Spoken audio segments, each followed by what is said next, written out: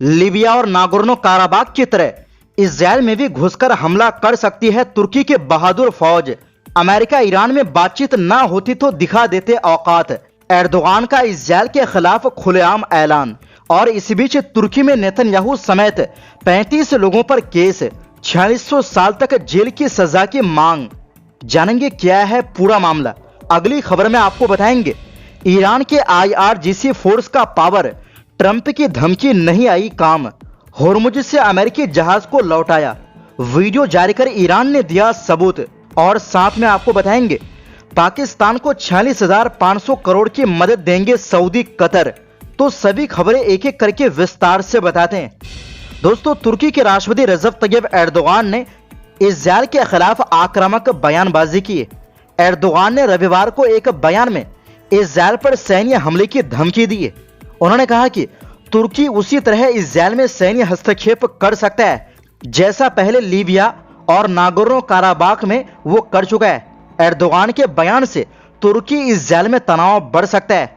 दोनों देशों का रिश्ता पहले ही काफी ज्यादा तनातनी का रहा है और इस वक्त इजराइल के निशाने पर यानी इजराइल के लिए सबसे बड़ा खतरा तुर्की को माना जाता है। और कट्टर यहूदी भी अपने लिए खतरा तुर्की को मानते हैं, क्योंकि तुर्की के पास वो ताकत है जो सिर्फ कुछ गिने चुने देशों के पास है।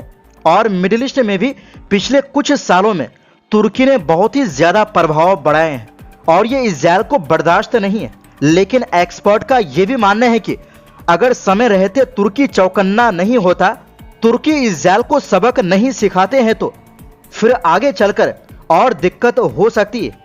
दरअसल इजरायली वेबसाइट वायनेट की रिपोर्ट के मुताबिक एर्दोगान ने एक भाषण के दौरान कहा कि जिस तरह हम लीबिया और काराबाग में घुसे थे उसी तरह हम इजराइल में भी घुस सकते हैं। तुर्की ऐसा कर सकता है। तुर्की के पास ऐसा ना करने का कोई कारण नहीं है। इसके लिए ताकत और एकता की जरूरत है जो हमारे पास है।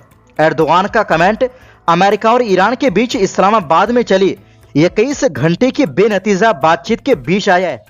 एर्दोगान ने संकेत दिया कि अगर बातचीत नहीं चल रही होती तो तुर्की शायद कोई कार्रवाई कर चुका होता।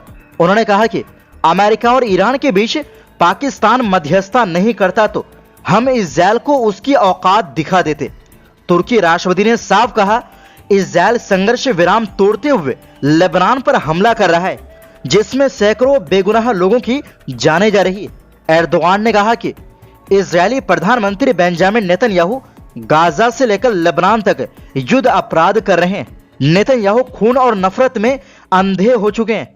वो जो कर रहे हैं उनको अनदेखा नहीं किया जा सकता। दरअसल तुर्की नेताओं की ओर से इजराइल के खिलाफ सैन्य कार्रवाई की धमकी आती रही।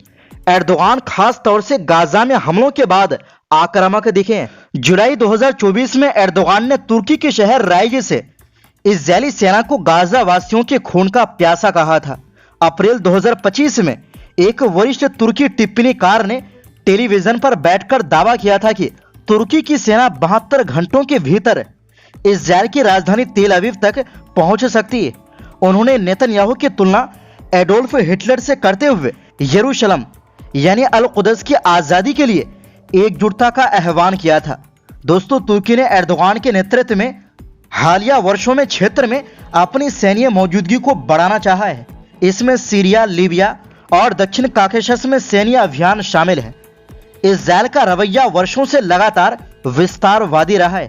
ऐसे में एर्दोगान और नेतन्याहू के बीच तीखी जुबानी जंग देखी जाती रही और यह जुबानी जंग कभी भी मैदानी युद्ध में बदल सकता है। और इसी बीच तुर्की में इजराइल के प्रधानमंत्री बेंजामिन नेतन्याहू समेत 35 लोगों के खिलाफ केस दर्ज किया गया है। ये मामला गाजा जा रहे राहत मिशन पर कथित हमले से जुड़ा है। इस्तांबुल के मुख्य सरकारी वकील के दफ्तर ने आरोप पत्र दाखिल किया है जिसमें सभी आरोपियों के लिए कड़ी सजा की मांग की गई है। इसमें उम्र कैद के साथ 1102 साल से लेकर 4596 साल तक की एक्स्ट्रा सजा की मांग शामिल है।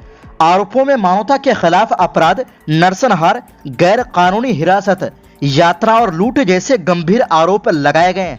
ये मामला पिछले साल दिसंबर में हुई एक घटना से जुड़ा है जब सुमुद फलोटिला नाम का एक राहत मिशन गाजा की ओर जा रहा था। इन जहाजों में खाने पीने का सामान, दवाइयां और दूसरी जरूरी मदद भेजी जा रही थी। जांच के मुताबिक जब यह फ्लोटिला अंतर्राष्ट्रीय समुद्र में था तब इजरायली नौसेना ने इसे रोक लिया। आरोप है कि सैनिक जहाजों पर चढ़ गए, वहां मौजूद कार्यकर्ताओं को हिरासत में लिया और जहाजों को आगे बढ़ने से रोक दिया। तुर्की का कहना है कि यह कार्रवाई अंतर्राष्ट्रीय कानून के खिलाफ थी, क्योंकि यह घटना अंतर्राष्ट्रीय पानी में हुई थी और जहाज राहत सामग्री लेकर जा रहे थे। इसी वजह से इस पूरे मामले को गंभीर अपराध मानते हुए केस दर्ज किया गया है। वहीं दूसरी ओर दोस्तों, अमेरिका ईरान तनाव के बीच ईरान के सरकारी मीडिया ने एक वीडियो जारी किया।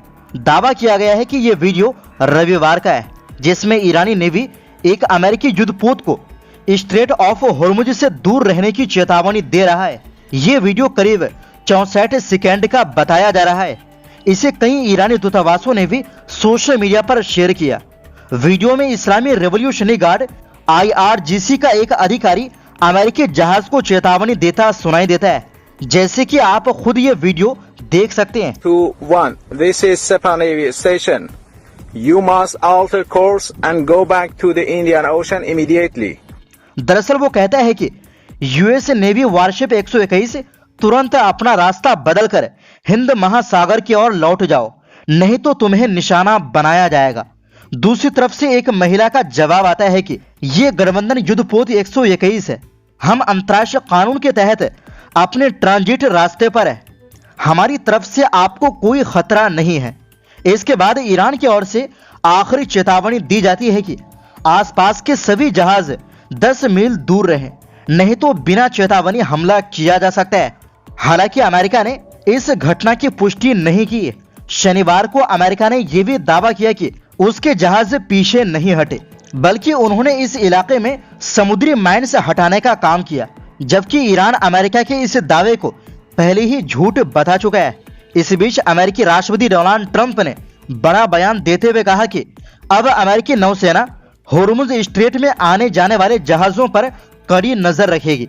उन्होंने कहा कि अमेरिका इस इलाके में नाकाबंदी शुरू करेगा, जो भी जहाज ईरान को टोल देगा उसे रोका जाएगा। ट्रंप ने आरोप लगाया कि ईरान जहाजों से लगभग $20 लाख का टोल लेकर उन्हें गुजरने दे रहा है।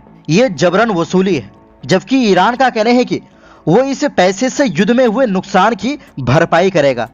और इसी के साथ दोस्तों, पाकिस्तान को सऊदी अरब और कतर से $5 अरब यानी लगभग 46,500 करोड़ रुपए की माली मदद मिलेगी। ये मदद ऐसे समय में आ रही है जब देश को इस महीने के अंत तक यूएई को $3.5 अरब यानी लगभग 29,000 करोड़ रुपए चुकाने हैं। डॉन की रिपोर्ट के मुताबिक पाकिस्तान की कमजोर विदेशी मुद्रा स्थिति संभालने के लिए ये मदद अहम मानी जा रही है। यूएई ने हाल ही में कर्ज रोल ओवर की नीति में बदलाव किए थे। इसके बाद पाकिस्तान ने अप्रैल तक यूएई का $3.5 अरब का कर्ज चुकाने का फैसला किया। तय शेड्यूल के मुताबिक 23 अप्रैल तक पाकिस्तान को इस कर्ज की आखिरी किस्त देनी है।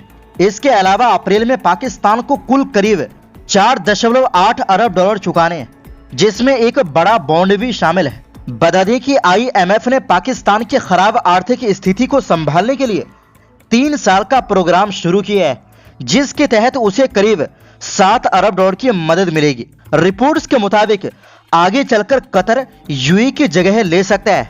तो फिलहाल के लिए इस रिपोर्ट में बस इतना ही। आपसे गुजारिश है, इस वीडियो को लाइक शेयर जरूर करें।